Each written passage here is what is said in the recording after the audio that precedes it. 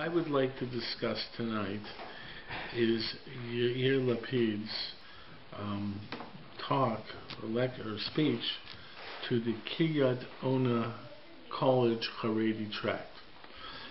And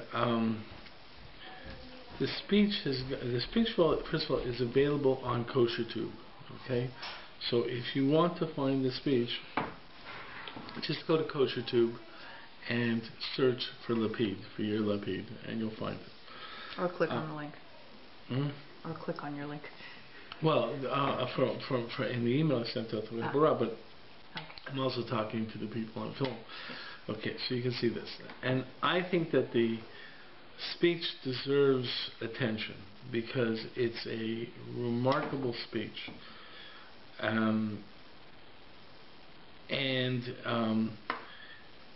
It raises certain Torah issues that need to be addressed. The way he begins his speech, just to give a synopsis of my views, the way he begins his speech is he says there's been a Mexican standoff for centuries, between the Haredim and the Chilonim, okay, and between the secularists and the religious, and he calls it a Mexican standoff. And he says, and he goes to this idea like, why is this so? And he says, listen, the truth is the Chilonim, the secularists, were responding to the religious, but he says also the Haredim responded to the secularists in the sense, and to this extent I am to agree with him, in the sense that the Chasam Sofer's idea of entrenchment, when he said Chadash Hasam in the Torah, you can't do anything new and so forth and so forth, his entrenchment, I think it was a reaction to secularism. And there was really, essential Orthodox Judaism is not as entrenched. It became much more entrenched in response to the secularism, to the Jewish Enlightenment. So did it begin with the Haskalah, per se? The Haredim? Yeah.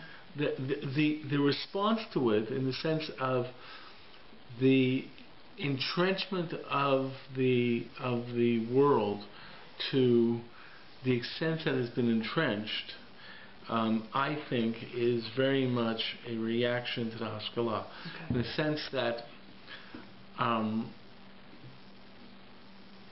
there's a certain, well, let me put it in halachic terms. There's a certain, let me try to understand. I don't like the word flexibility. There's a certain vitality to the halacha to respond to situations. Fluidity, something like that, which in no way challenges the essential nature of the halacha. But the fact is that people, if they're not sensitive to the distinction between the two, okay, and people say this all the time, I understand you're Orthodox, you changed the law like this in that case, why can't you say this over here? Because there's a nature to the technical movements of the law that allows it to move a little bit that way, but not in this other case. There's certain movements. So the fact is that when the Enlightenment came around and started challenging everything, therefore what became an entrenchment was we better be concerned about any movement will be perceived to be giving in to this liberal attitude.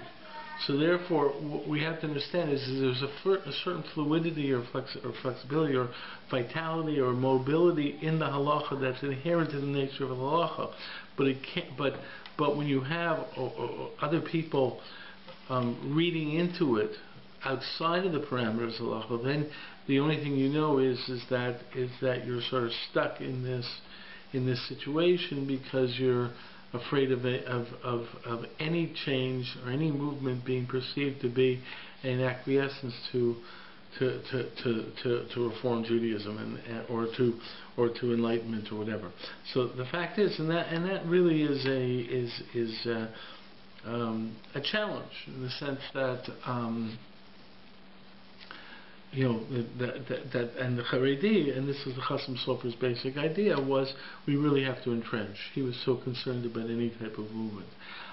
Like for example, one of his example was the use of vernacular in drushes in the school, in shul, like speaking in Hungarian and so forth and so forth.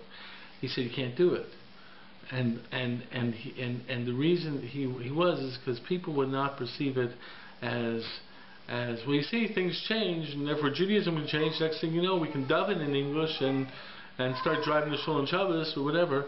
The point is that he said basically we can't allow any change, even though the actual idea of speaking in English is not really a problem. Okay, and that's an example of it. Okay, and this is there's a certain tension in this. Like, for example, there's an interesting pamphlet put out by Shimon Schwab, who before his passing was the head of the Breuers community in New York, which is the community that originated with Rabbi Shimon Shofar Hirsch. He himself, or Shimon Schwab, was a member of the Moses Gedolei Torah Aguda. He was right wing, but he also had a degree in history because he took secular studies because that was the Hirschian school. And he has a booklet out called Elu Ve'elu, okay, these and those, where he expresses the disagreement over secular studies in the Haredi world between the Shimshon Hirsch camp and the standard Hungarian camp, or the standard yeshivish camp. And you have to understand that the Breuer's perception of secular studies and Shimshon Hirsch's perception of secular studies was not the same as YU. Already in Germany, there was a major disagreement in how you related to secular studies between the Frankfurt school, which was Shimshon Hirsch's school, and the Berlin school, which was the Hildesheim Seminary, and so forth. But there was major disagreements. We're going to touch a little bit upon it later on. But the fact is that Shimon Schwab says people say that Shimshon Hirsch only allowed secular studies because of Horat Shah. It was an emergency situation, but he himself believed that the real idea was the Chasam Sofer of entrenchment. And Shimon Schwab says, no, that's not true. It's clear, if you brought up that committee, you believed this was the right way to go. It's my perception, actually, that in certain ways I think the Chasam Sofer felt it was a Horat Shah situation, that his entrenchment was not the ideal. He himself knew it, but he felt this was necessary given the circumstances. But the fact is that there was a response to the Enlightenment. And he mentions that. So he says the Haredim responded to the Chilonim, and the Chilonim responded to the Haredim. And this tension was going on. He calls it a Mexican standoff. And he says, and by the way, his speech begins with, "You won." That's why he begins his speech. He says, but eventually, you basically, the Chilonim were in charge for many, many years. The first 50 years of the state, they were in charge. And their perception was mainstream. His idea was this was mainstream Israeliness, as he calls it. And really their goal was to build a socialist, secular, European state. And he said that this was the mainstream, and then they had to take in Jews from the rest of the world. And these Jews, the term he uses is shvatim. They came over as tribes, different sort of like minority groups. So there was the Haredi Ashkenazi, and the Haredi Sephardi, and there was the Beitar group, and there was the Dati Leumi group, and there was, and then there was the Russian group, and the Ethiopian group, and so forth and so forth. And they were all responding to the mainstream, and they all felt oppressed by the mainstream. He says, and to a certain extent, rightfully so.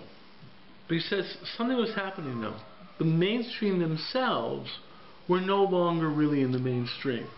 So he presents that in 19. First of all, they said there was socialist, secular, and European. Well, already years ago, Sephardim already outnumbered Ashkenazim, so it was not really European anymore. In 1977, since 1977, 34 of the 40 years of Israeli government since 1977 have been capitalistic right-wing governments. So the socialist ideal has also been sort of like pushed aside. And you see this in terms of Likud and so forth. And not only that, in 1994 they did a survey of Israelis, and 56% of them believed in Torah Sinai. Okay, on some level. So there's no longer really the secularists anymore. But he makes a major statement that what really happened is that the mainstream basically came to a realization they weren't the mainstream anymore.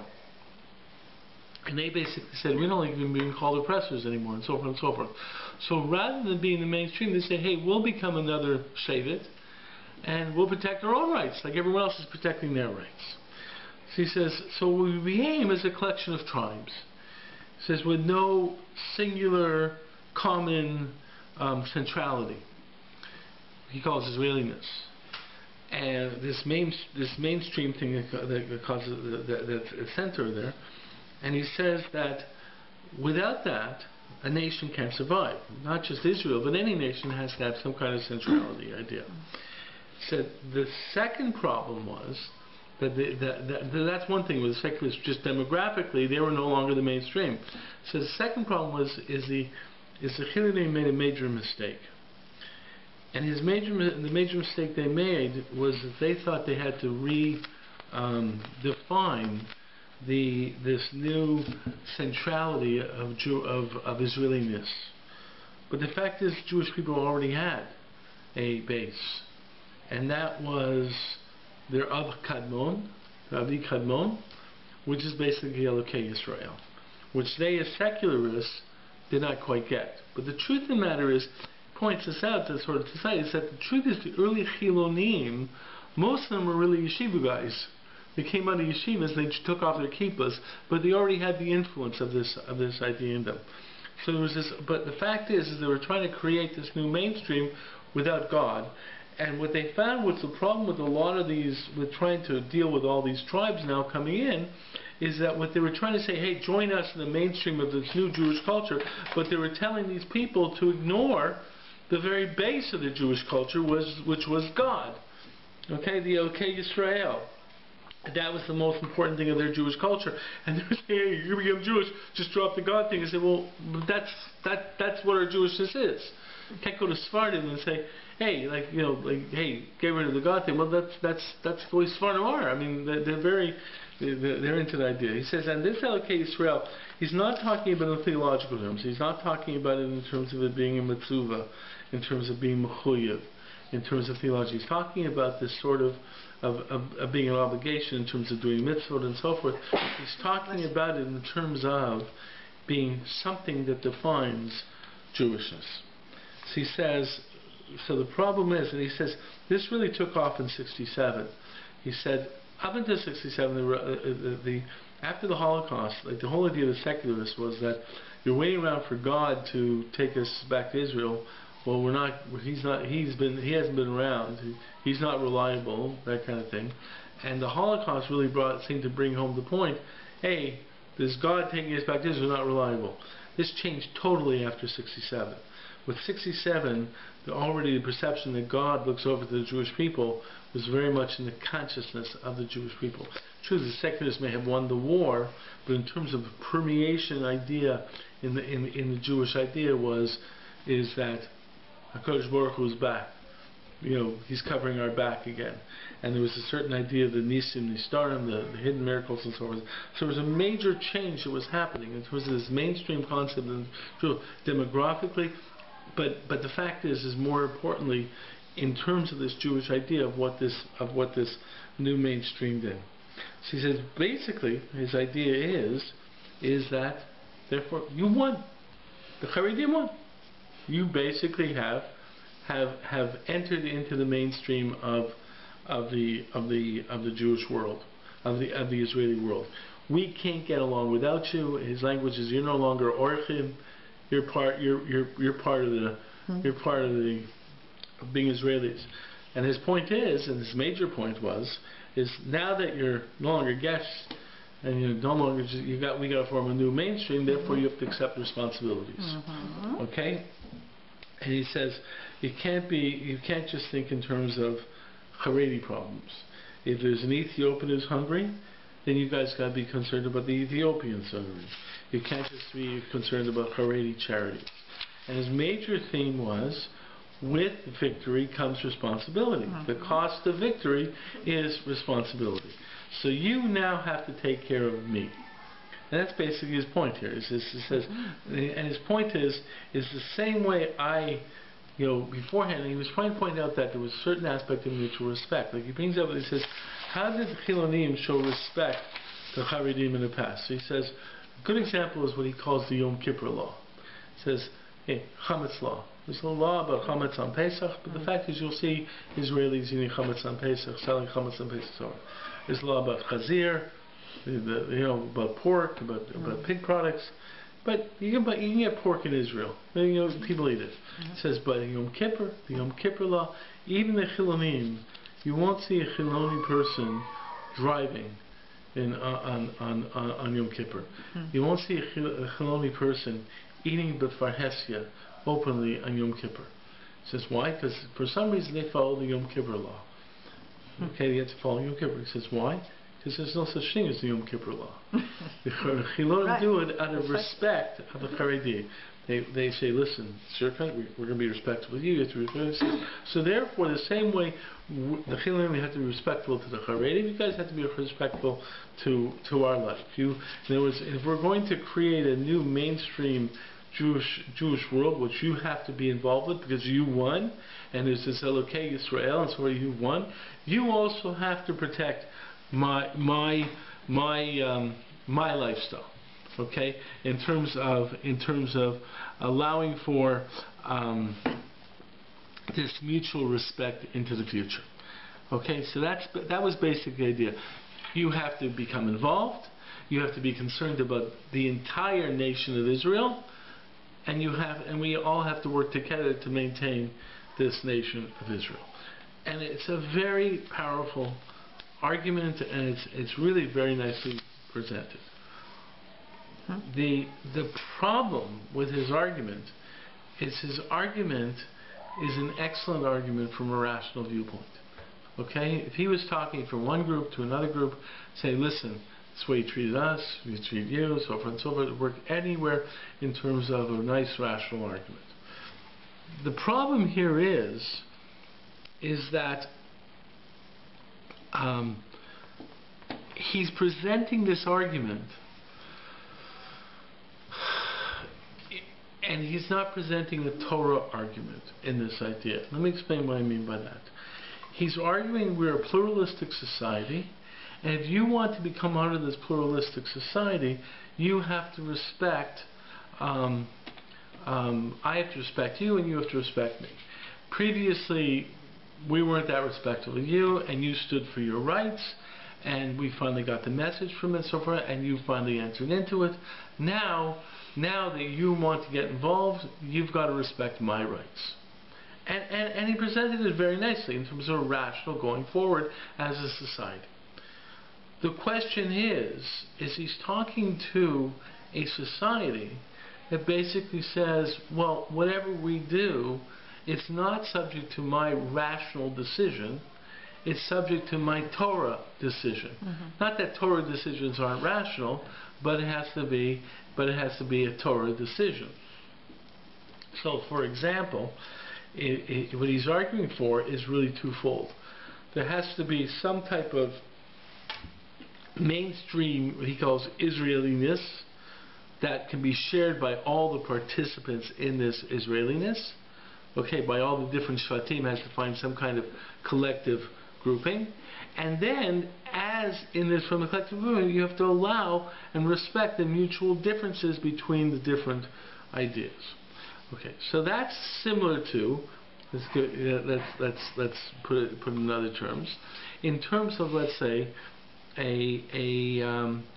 how do you relate to, let's say, Reform Judaism? How does the Orthodox relate to Reform Judaism? So, do you accept that there is a question of, let's say, is there a Judaism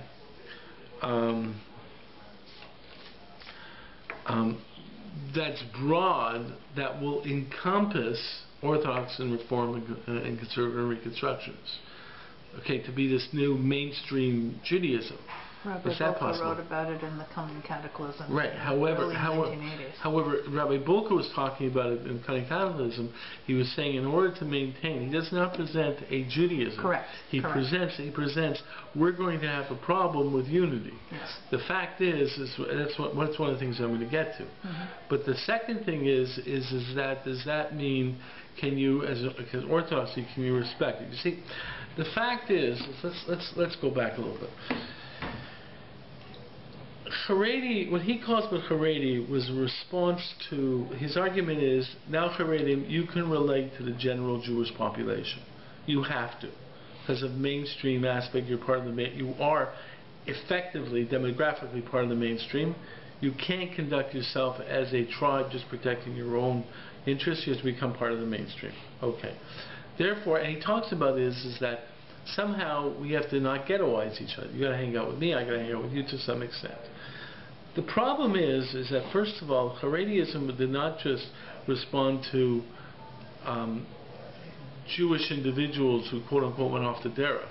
Mm-hmm. It responded to ideas that would be problematic. So Haredism would be concerned about studying dinosaurs. There was a whole issue about this a while back.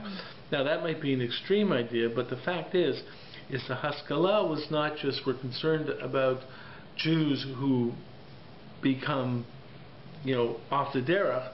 We're concerned that you're going to university and you may study with non-Jews concepts which will challenge you. Mm-hmm. Okay, and that's one thing that they're concerned about in terms of challenge. And the fact it's a little bit of an issue in Toronto now with this book, Torah from Heaven, and a little bit of controversy around this book, whether it's Orthodox or non-Orthodox. But the fact is that it's the fact that we are concerned about not just individuals, but there's Orthodox concerned about ideas that would challenge. So that's part of the issue. But the fact is Yair Lapid is arguing for a pluralistic society, and he's saying, hey, we can create a pluralistic society. We have to have a common ground that connects us. Then we have to respect the differences. And his argument is very strong. His argument is very much the argument for a multicultural Canada, let's say, where there's something that's Canadian, we have to and there's something that will respect the differences amongst Canadians. Okay. The point is that on the surface, you're speaking to a group, and I'm not going to say exact group, it's also in terms of any Orthodox Jew, that says, hey, wait a second, we have a definition of what Yahadus is. We have a definition of what Jewishness is. And this definition is not so tolerant of non-definitions, of definitions. So the Prushim did not have such welcoming attitude to the Sadducees. Yeah, we all say Elu ve'elu in terms of Beis Hillel and Beis Shammai, but that did not extend to Tzdukim. Right? The Rabbinites were not so welcoming to Karaite philosophy. And what you're talking about is this segment of Orthodoxy, and you've given them a good argument for what has to happen in Israel in terms of it continuing, in terms of its pluralistic nation, how we're going to deal with pluralistic nation. But the fact is that what you have not given is a Torah argument, how a significant Torah population can deal with a pluralistic society. And put it like this, is that how is it possible for, let's say, Orthodoxy to relate to Reform Judaism? Okay, if let's say Reform Judaism does get a foothold in Israel, and you have a long part of the population that's Israel, how do you, what could be the common denominator, the common ground that will connect me to Reform Jews and so forth in terms of what he talks in terms of Zelokei Israel? Well, I know Zelokei Israel includes the Mitzvah of Torah, the lawgiver of Torah, but how do I relate beyond that? And then how can I be pluralistic towards different views of Jewishness on an individual basis, right? And that, how can I say it's okay for Yair Lapid to do what he wants to do? In the same way, and he says, well, I'm respectful of you that I didn't eat in front of you on Yom Kippur. Well, you be respectful to me and allow me to go to the theater on Friday night. So it can't work. No. It's like, and how does going to theater Friday night become part of this Jewishness and so forth? So, but even if you figure out how it is, you have a problem. And that really, perhaps the strongest example of this. He actually says this to an extent. He says right now, in order to protect yourselves, you guys are going off to the extremes, and in terms of he says in terms of sniyut and kashrut and women's rights. Well, this is really an issue in terms of the women at the wall. Okay? Mm-hmm. In terms of the women at the wall, they're saying that their Elokei Yisrael, or their attitude towards God of Israel, okay, is telling them to wear tefillin and talis at the wall. Well, how can I, as an Orthodox individual, tolerate that? Well, if you don't tolerate it, I don't tolerate you. So the point is that's, and how do we create this centrality, and how do we deal with the ideas? So the truth is that really, I thought Yair Lapid's speech was excellent. I'm now, what I felt was necessary is to come up with some Torah perspective on his speech, of how we can approach it. Okay, so the first thing we have to look at is the centrality. What is the central binding aspect of Jewishness? Now, the truth is that Rabbi Shabbat, the Rav, speaks about this in Kol Dodi Dafek. He says there's two aspects of the bond of Jewishness in terms of Jewish nationality. He says there's fate and there's purpose. Okay? And he uses Yetziat Mitzrayim and Kabbalat Torah as an example of both. Yetziat Mitzrayim, the Jews are bound together by shared fate. Okay? We were all in slavery together.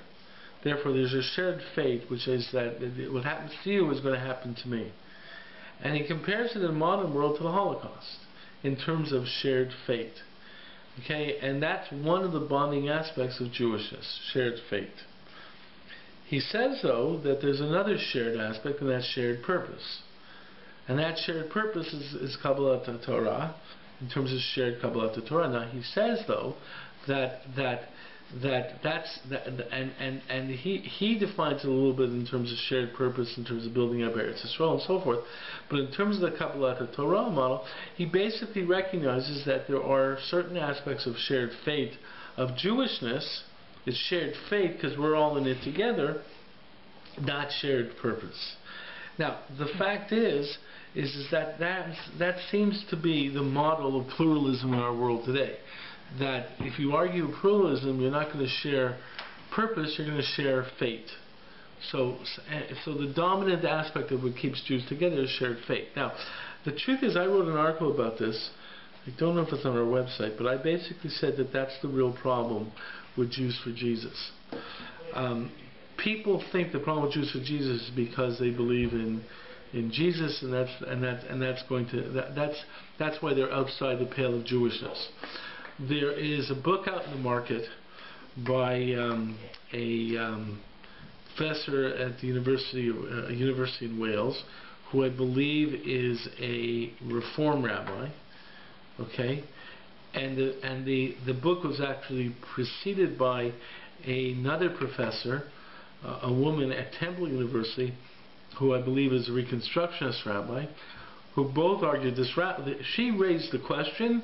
This other person in Wales basically puts together an argument that says that if you accept pluralism, religious pluralism, and you accept reform and conservative and reconstructionist and so forth and so forth, there is no reason not to accept Messianic Judaism. And he puts it as Messianic Judaism as the seventh branch of the Judaism menorah, because if you're going to leave someone out of Judaism based upon theology, then how come you're not leaving out secular and reform and so forth and so forth? Okay? And the fact is that actually, if you read the book, it's actually it's a problematic argument. But you have people, and the truth is, a real strong aspect of it is especially if you accept atheists as Jews. Here's a person who doesn't accept God whatsoever, and here's someone else who has a misrepresentation of God. And something like that's worse than atheism. I don't, But if a person walks in and says, "I'm an atheist," welcome to UJA. You can become president we'll take of UJA. your money, etc. Right, and we'll let you become president. But if you, but if you say you're Jesus is not like it. So this guy challenges it. My argument, though, and I believe it's strongly based upon the Rav's argument, the Rav's idea, is the problem with Jews for Jesus is shared fate. It's not just shared purpose; it's shared fate. The fact is notwithstanding Edith Stern was that Jewish philosopher who became a nun and died in Auschwitz, and she's always referred to as the great example of how God killed, even Jews who were Catholics, because she was a nun. I think Edith Stern went out of her way to get killed in Auschwitz, I think she went out of her way to make sure she would die in Auschwitz so that she'd be perceived to be a Jew, because I can't see the Catholic Church. All those you hear all about all the people who gave their children over to the Catholic Church to save them. If Edith Stern, the Catholic Church said, "Don't kill Edith Stern," they'd put her in a They lock her up and keep her.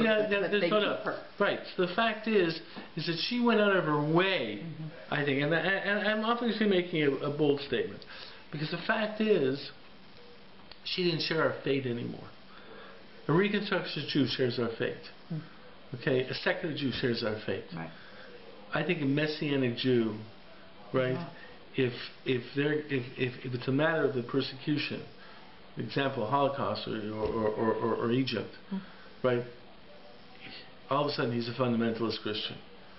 Okay, he's not sharing our fate. I think that's what really the Jews are feeling, and I think they feel it very strongly from Jews for Jesus, because Christianity had persecuted Jews for the years. The fact of the matter is, I think there's an aspect that, hey, that group, the guys who attacked us, you shouldn't be part of that group. But more importantly, we really don't feel that you're really sharing our fate. I wrote about that a while back. That's interesting. Yeah. I've noticed even the most reformer atheist Jews or whatever in North America who react really, really strongly against the Messianics. If you go to Israel and you talk to native Israelis, not ones who are transplanted from North America, they don't have the same gut reaction. And because I know we had an Israeli neighbor who was giving us information when we were planning our daughter's bat mitzvah, and they said, "Oh, there's this place, Yad Shmona, it's just outside of Jerusalem, it's wonderful, and they even have kashrut certification." I started reading the fine print and I'm like, what's it saying here about made up with Jewish and Christian followers of both the Old and the New Testament? I think there's an issue with this place. Right. But the Israelis were like, yeah, big deal. And because they sort of saw, oh, these people are Zionists, they're on our side. And Christians there aren't the threat. They're a minority religion. They didn't care. They don't perceive it that way. But I think, but the fact is that especially, I mean, I think that's part, but the issue is not with sure fate. But I just, that was you said a little bit. But the fact is what I wanted to say is the Rav tried to deal with this issue by sharing fate. But you point out very nicely that shared fate has its own problems, and the shared fate is very limited by saving Israel. And if we're only sharing fate, then our only concern is anti-Semitism. And this leads to the attitude that as long as the Arabs are fighting us, we have a method for unity. But the problem is how do you create a country that has some type of positive statement? Okay, so the fact is that but the Rav does point out the fact that he goes back to Pesach and Shavuot to sort of say there's an aspect of the bonds of Jewish identity, and there's shared fate, which could be a bonding aspect of it, which you're pointing out is really the dominant bonding aspect of Israel now, because we don't have a shared purpose, and it's spiritual. The fact is Shimshon Hirsch actually uses the same terminology, not the same terminology, but the same idea vis-a-vis Pesach and Shavuot. It says Pesach and Shavuot mark he says it marks the creation of the Jewish nation. He says Pesach marks the physical creation, and Shavuot marks the spiritual creation. And Pesach and Shavuot therefore create the common ground of Jewishness. Now, the thing that's significant about Shimshon Hirsch, and this is where we're getting into this issue of idea, the Rav is basically saying there's a way we can relate to the non-Orthodox by shared faith, but with the understanding that there's a weakness in that word, which the Rav himself also recognized. But the fact is, Shimshon Hirsch saw both very much strongly. And Shimshon Hirsch, as much as he was the prototype of Kiruv in the world and relating to non-Orthodox, he had absolutely no tolerance for non-Torah ideology. In fact, the position of the Haredi world, Aguda's adamant in not becoming part of the World Zionist Organization, really came from the Hirschians. The Hirschians said, we're not joining into Aguda if you in any way contemplate relating to a non-Torah ideology. And it is the strongest statement against any relating to non-Torah ideology is from him. I forget where I read this. I think it was one of Mark Shapiro's books, but Shimshon Hirsch was so adamant about it that there was a Reform rabbi. There was some discussion in Germany about banning Shrita. There was a Reform rabbi who was going to write a defense for Shrita, and he sent it off to a member of the German Parliament in defense of Shrita. And Shimshon Hirsch got wind of this, and he was about to go to this member of Parliament and said, whatever this Reform rabbi writes you, throw away. Do not give it any credence whatsoever. And the guy was writing in support of Shrita. So Shimshon Hirsch will not have anything to do with non-religious. The fact is, I think actually this does come from Mark Shapiro's work on the Sridei Eish, Yaakov Weinberg.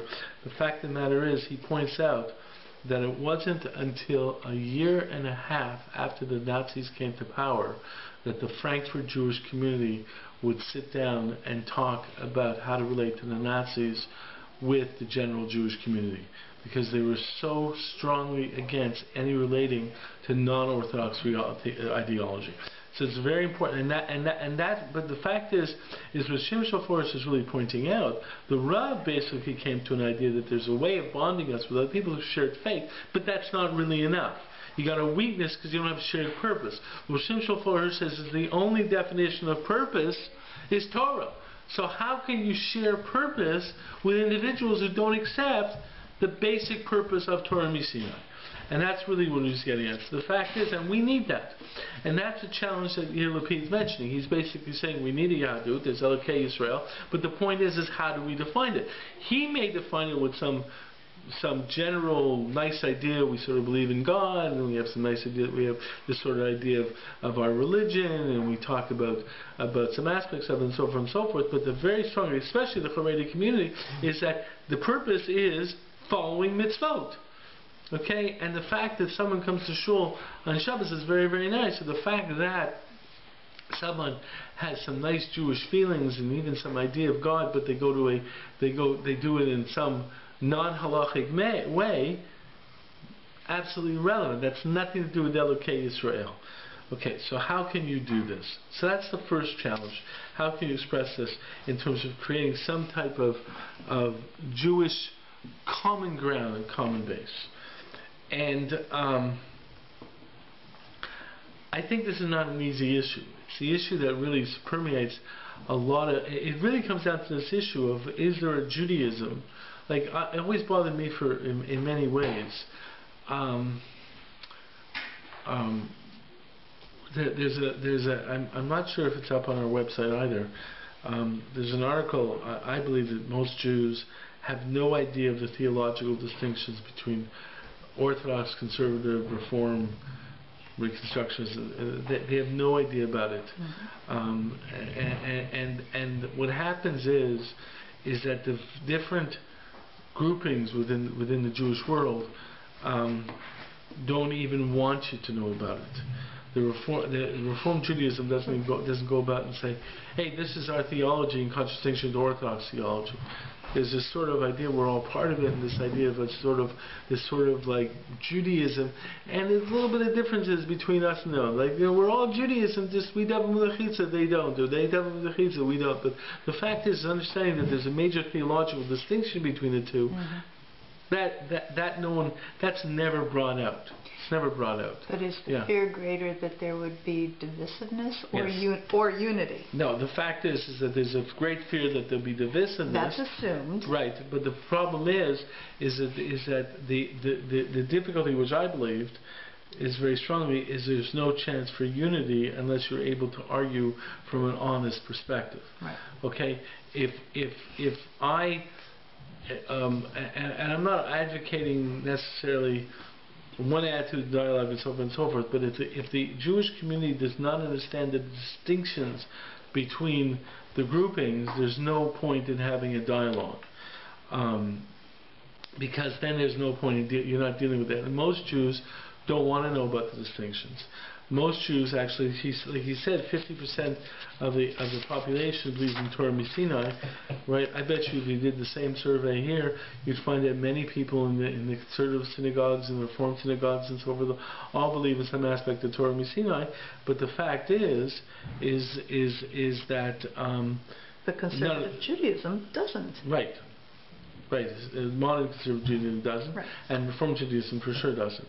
It's interesting because Moshe has a whole tshuva about some aspects of relating to his whole tshuva is on answering amen to a bracha by a Reform rabbi. Right. It's a very controversial tshuva of Moshe. He basically says there's a problem in saying amen to a bracha Reform rabbi because when they say God's name, it doesn't mean our God. It's very controversial. But Ramosha gives his argument. There's some issues in learning it and his argument, so forth and so forth. But the fact is Ramosha does make a distinction. He says, but that's not Hamonam. That's not the average person. Because he really believes, and I think it's really true, that the average person in the conservative temple, and even the Reform temple, right, believes. I know that an issue came up years ago in one of the synagogues. Someone asked me about this, where there was an article in one of their newsletters talking about the Exodus and saying, of course, the Exodus didn't really happen. It's part of the mythology of Jewish culture and so forth and so forth. And the people who spoke were freaking out. What's this rabbi saying? How dare this in a conservative synagogue? Because they don't know the theology. My perception is you have to know the theology to be able to have a discussion. But the point is that and at a certain level you need some type of discussion to be able to come up with this collection or this collective idea of this Jewishness. Although I think there's another possibility. If we go back to another statement in the Gemara in Yevamos. The Gemara in Yevamos doesn't really say this like this, but the fact is the way people understand it is that they say that, and this was an issue in terms of knowing a Jew, and the halacha is actually fine if a Jew says he's Jewish but does not display these three attributes, you can question whether he really is Jewish or not. Say he or she or whatever it is. And the Rachmanim, Bashanim, Goyim Chasadim. Rachmanim being about Rachamim, a certain amount of sensitivity, Rachmanim is compassion, Beishanim, a certain amount of embarrassment, not being too haughty, a certain amount of, being somewhat humble. Beishanim means a little bit embarrassed. And the way some of these, the thing I'm thinking about right now is it's right. The Grammys are sort of taking over. Not that I'm really following the Grammys, but you go to CNN, all the talk is about fashion. And all talking about fashion is what the women aren't wearing. Well, they're wearing something, but it's not women wearing. That's not by Shanim. You know what I mean? Okay. And the last thing is Goyim Chasadim. It's people who are charitable, people who are giving, and so forth. It says that really marks a Jew. In a certain way, that may be the starting point of this, in a positive sense. You think in terms of, let's say, a country. France has a certain culture. Germany has a certain culture. Italy has a certain culture. Israel has to have a certain culture. And that culture, I think the starting point is we're going to have theological distinctions and disagreements and so forth and so forth. We have to have a discussion about that root, and the fact of the matter is if we are going to have a generic term for Judaism that seems to encompass it, even as I don't believe in the other standing as a branch of Judaism, but the fact is if I'm going to, and this is the question of living in a pluralistic society, this is the issue of the Haredim. How am I going to deal in this? I have to come up with a definition. It might be going back to this Rahmanim Baishanim and Goyim Chasadim. Okay? In terms of saying, hey, listen, these are the attributes of Jewishness.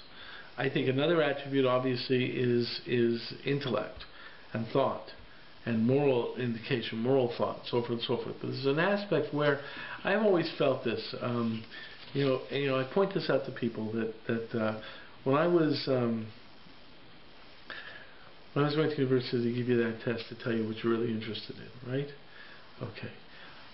I scored lowest in farming, forestry, and religion. Those were my three lowest things. Okay. And it's very true. It's extremely true. Religion? Okay. And religion. I have no interest in the forestry. I have no interest in farming. I have no interest in what that term describes as religion. Right. Okay.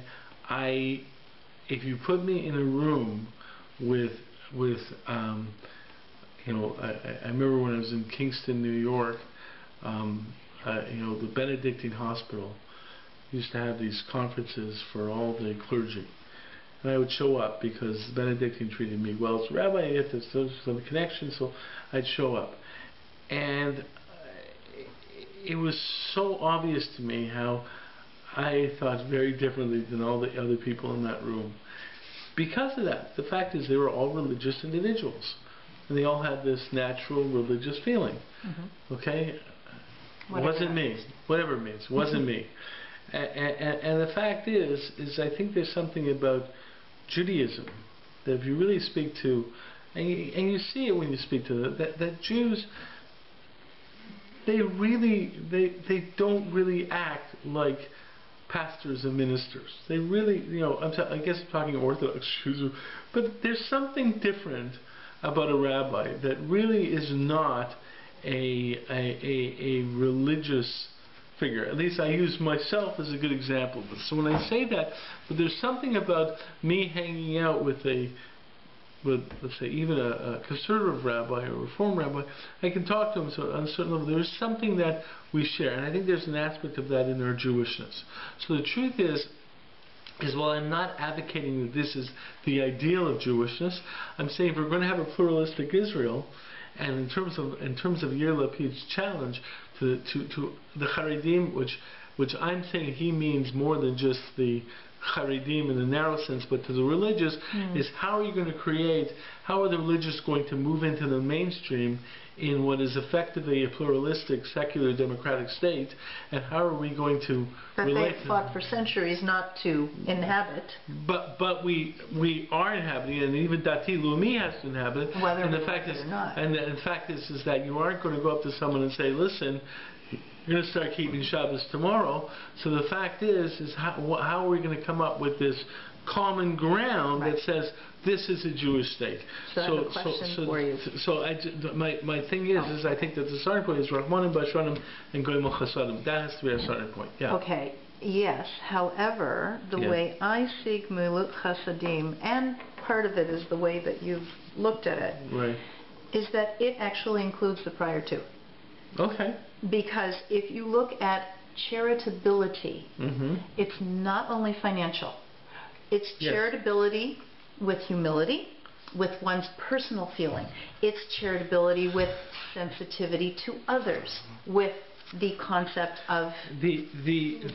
So I see it as self-containing the other two. Okay. The interesting definition over there, and we can get into a discussion of what those three attributes mean, because in a certain way they could just be encompassed in the idea of being a goimel chesed. So the fact is, what are really the distinctions between the two? The way I understand it is, in a goimel chesed, you see that there's a classic idea people have that the essence of being a good person is to give. Okay, now I have a whole thing, again, you can find this on a website, about what I call the evil of chesed.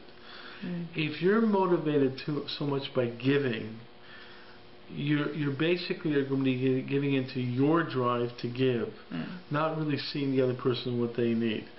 I once pointed out to someone that someone sort of said, I never take from anyone. I'm always inviting people over for Shabbos, but I never go to anyone else's house because I want to be a goimel chesed. I pointed out to the person that the fact that you never go to another person's house means that you don't give the other person the chance to acknowledge you, to pay back, to do the mitzvah, or not even just in terms of the mitzvah, to say, hey, I want to be a mention, invite you back. Okay? So the fact is that, and it's brought up in the idea of the Son of Matanas Yechia says the person who hates gifts should live. The point of the matter is brought down over there that we have to recognize that sometimes the mitzvah, sometimes it's correct to take a gift because you're giving someone the honor to give you a gift. Okay.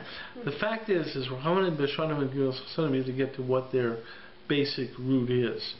I think they are interconnected, but I think what they're just trying to point out is that the goimel chesed is this: I want to give, I want to be charitable. The Baishanim, to be sensitive while you give, you have to be somewhat of the humble. But Baishanim is someone who's somewhat withdrawn.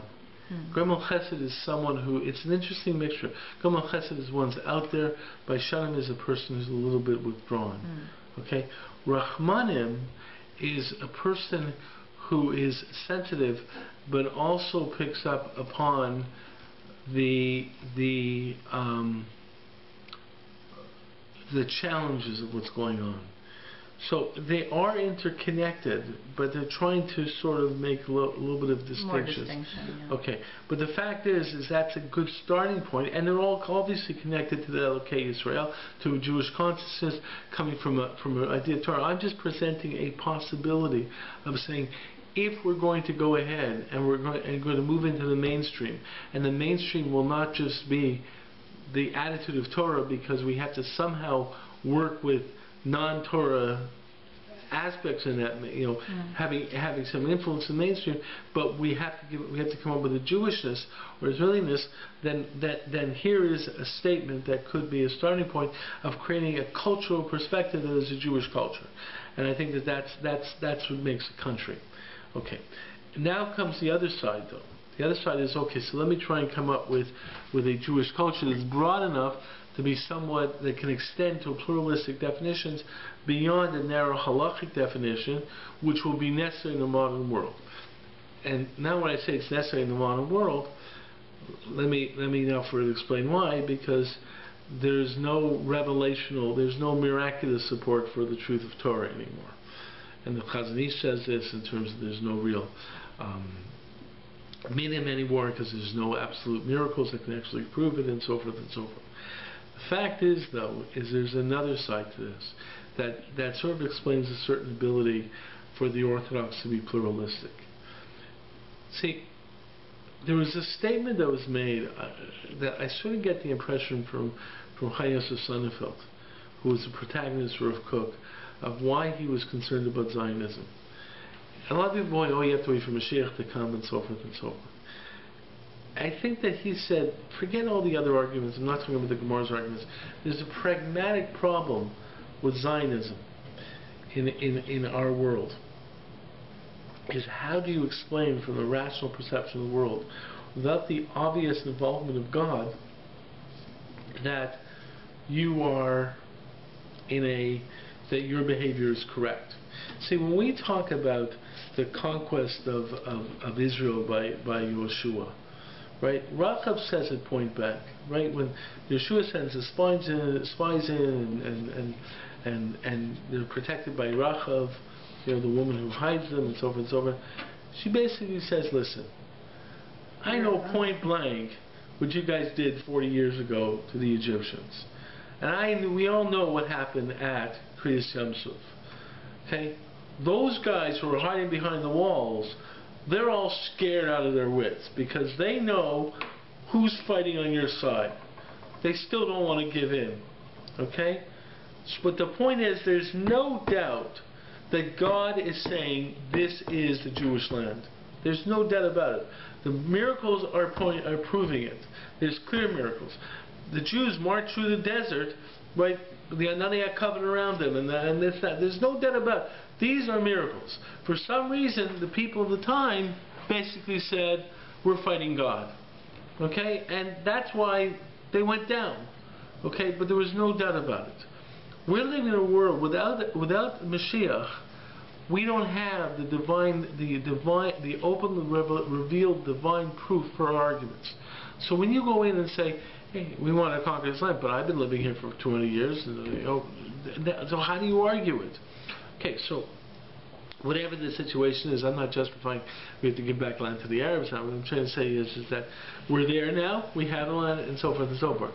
But in our mind, especially in how we relate with Jews, we can't go up to someone and say, hey, if you eat that piece of pork, we're going to get lashes. Because God told you not to eat that piece of pork. I don't know God told you not to eat that piece of pork. Right? How do I know? How do I know this? So the truth of the matter is, in Jewish law, if a person does not accept the fact that God told them that this is prohibited, a person can't be punished by a Jewish court. Okay, and that's something that most people don't recognize. All the punishments in the Chumash, from murder, from executions, and so forth and so forth, are all dependent upon hasra, a warning being given. The only one that's the exception is the Mesis Mediach, if you actually try to get someone to follow idolatry. Okay, but that's a different category. But the fact is that someone says to you, ignorance of the law, or I don't believe God told me not to eat this Big Mac.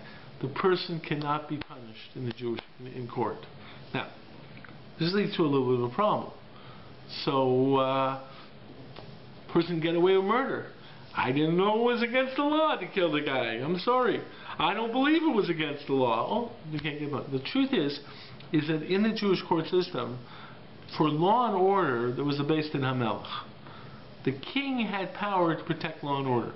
There was an emergency power in the court system that also was able to protect against law and order. But on religious issues, unless it really touched upon a real problem on a societal level, that you're concerned about the total breakdown of society, a person who said, I didn't know it was prohibited, could actually not be punished. Okay?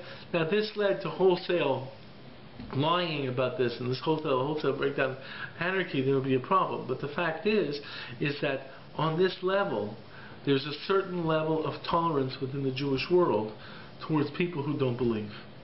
So then the cure of a problem that you've suddenly created people. there's something to that. The fact is the person says, yeah, I believe. At that point in time, the person now becomes subject to punishment. The point is to say you take it seriously. So the fact is that it raises somewhat of an issue. The point is though, I think that people knew that, hey, if I really believe this, I'm going to think twice because it will make me culpable. I think they put a little bit more effort into trying to figure out whether they really believed it or not. A lot of the issue in Kiruv today is that people aren't really making major theological decisions. They're sort of liking it, they're not liking it, they sort of feel it, I believe it, stuff like that. There you go. Okay. I don't know when it got cut off, but I don't want to create the imposition of a Muslim Brotherhood type of idea in Israel that we're from and we're going to impose our Luhana. That's not Jewish. To me, because of this idea of Hasra, it's not up to me to say I'm right and I can impose this upon you. It's only if you say I know that it's wrong for me to do it and I'm doing it. That's when that person is punishable, not punishable in this. So the guys who flew their planes into the World Trade Tower, all they were telling you about is how full of themselves they were. Okay, they were just full of their own ego. So the truth is that we have to live with that world, and I think that that's a very important idea in terms of us relating to the non-frum, in terms of being able to come in there and say, listen, we have to come up with a Jewishness that somehow includes you and cannot, and obviously because it's going to include you, cannot have the true definitions of halacha, but has to have an extended definition. Okay, we have, I think, a route to develop that idea from Rahman and Beishanim and Gomel Chasadim, and we have a way to develop tolerance in accepting the fact that it's not up to me to impose upon you, unless there's some major reason in society, whatever it is, because we have to look, I think, an aspect of humility here. We have to work with a certain aspect of accepting that it's only if a person says, I know I'm doing wrong, that they're subject to these punishments. Otherwise, we want to make sure there's law and order in society, but we can develop a more pluralistic attitude. And without Mashiach absolutely proving to everyone that this is absolute truth, I don't want to be the proof to be I'm able to impose myself upon you. That's not proof. Okay, and you know and we can not become an Iran. Okay.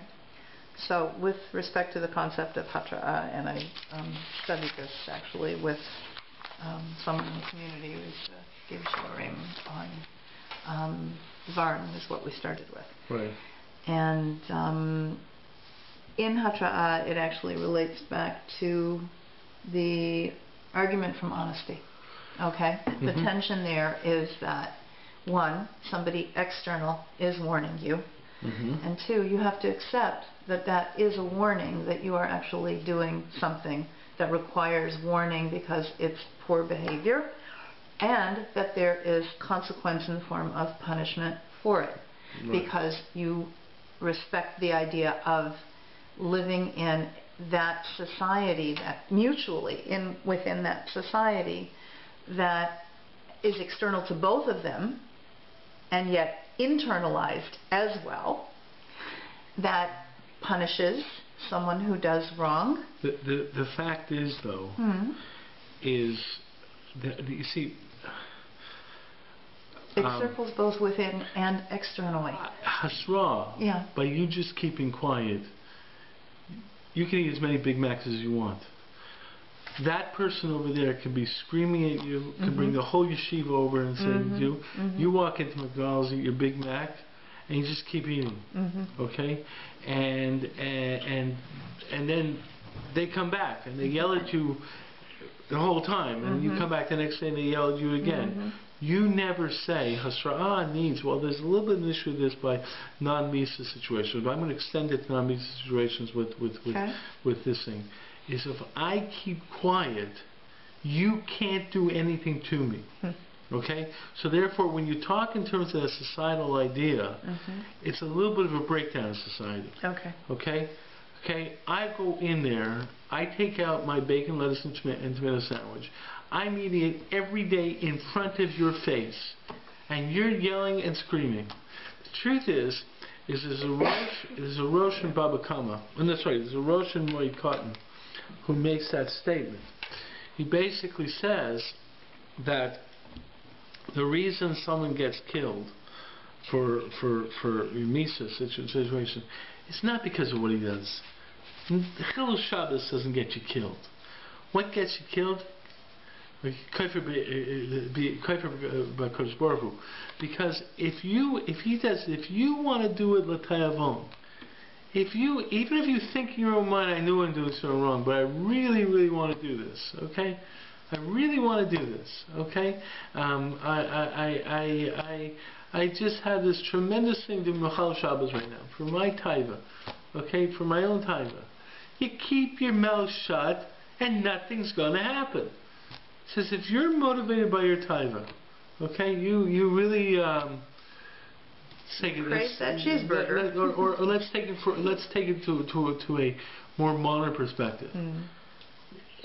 You're gay and you really want to sleep with that man, okay, and you know the Torah says it's forbidden, okay, but you are motivated by your taiva, by your desire to sleep with that man. Keep your mouth shut and nothing's going to happen to you. That's it. So the Rosh says, if you're really motivated by taiva, you keep your mouth shut and nothing's going to happen. The only way you're going to be punished is if you say, I know it's wrong and I'm still going to do it. And his point is why you even open your mouth like that for? Yeah, you must be motivated by basically being kofar b'Hashem. It says that's why you're getting punished. It's not the act per se. Okay, and that's a very powerful statement in the Rosh.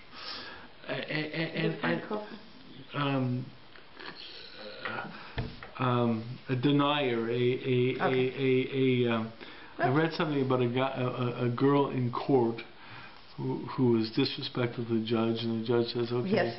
$5,000 fine. She walks away, and she gave him the finger, and he said, come back here. You know, that's 30 days now. I mean, the fact of the matter is that you're basically saying that I am denying the authority of God over me, and you're challenging His authority. Well, then that's why you're getting it. But the fact is, the behavior itself doesn't happen. So the truth is, once you understand that, so you take in terms of Israel, how could the Haredim move into the world in Israel, and we're arguing Israel's the most accepting of same-sex gay. It's a challenge, and there's a real challenge. And I'm not going to say it's going to be an easy challenge, and I'm not going to say I'm in favor of this, and so forth and so forth.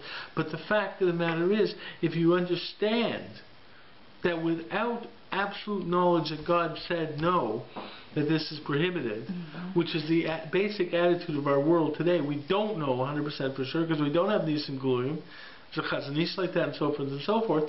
Then you understand that as long as someone is not saying, I believe and I'm not listening, that there's ability to try and work this out. So what I'm saying is that basically within the Jewish perspective, there is ways of trying to develop a Jewish world that would include an Israel that has some pluralistic ideas. Okay? And this is the great challenge that Yair Lapid is presenting. His argument is very substantial from a rational basis. Clearly, from a rational basis, Haredim, you have to get involved in our society. Okay, you've got to be full members in our society. For me, though, how can I be a full member of society as you're expecting it in terms of me tolerating a lot of things which I have to find are against the very essence of my Jewishness, which you say is necessary. So I have to expand my Jewishness, somehow include you, and I have to have abilities to be able to accept some levels of tolerance. And that's not the simple answer. I'm not giving you the simple answer over here, but I'm saying at least I have an ability to dialogue, of trying to work this out. And I'm not sure what the answer will be. Obviously, I'm not in favor of complete pluralism and so forth and so forth, but on some level, had to be able to. He said to me, like the way he put it is that we Chilanim showed mutual respect to you in terms of your Yom Kippur. You have to show mutual respect to us. But wait a second. It's not a tit for tat thing. I understand, but the fact is that I have to come up with some kind of way, and I don't know what the answers are. Right. Okay, I don't have it all worked out. I don't know what we can easily tolerate. I don't know how we can tolerate in an open, in a way, but there's ways we have to be able to say we can enter into the society and deal with it. Okay, and the fact is, what he didn't do is give Torah arguments, and I just wanted to present some possible ways of developing Torah methodology of dealing with these issues.